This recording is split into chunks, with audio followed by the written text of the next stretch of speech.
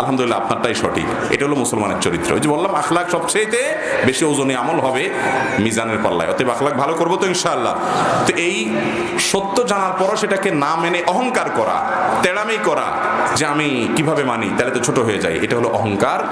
আর মানুষকে তুচ্ছ মনে করা হলো অহংকার। কাউকে তুচ্ছ মনে করবে না। ইমানদার মনে করবে যে আমি আল্লাহর কাছে কোন জায়গায় দাঁড়িয়ে আছে আমার আমল আমি জানি না, অতএব যাকে আমি ছোট মনে করছি হতে পারে সে আল্লাহর কাছে অনেক প্রিয়।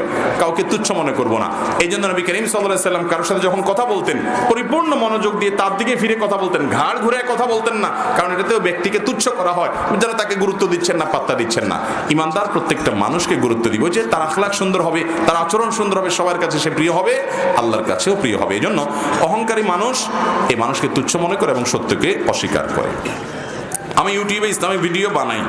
এখন প্রশ্ন হলো আমি যা ইউটিউবে ছাড়াই তা সম্পূর্ণরূপে আমল করতে পারি না, এতে কি আমার গুনাহ হবে? কিন্তু আমি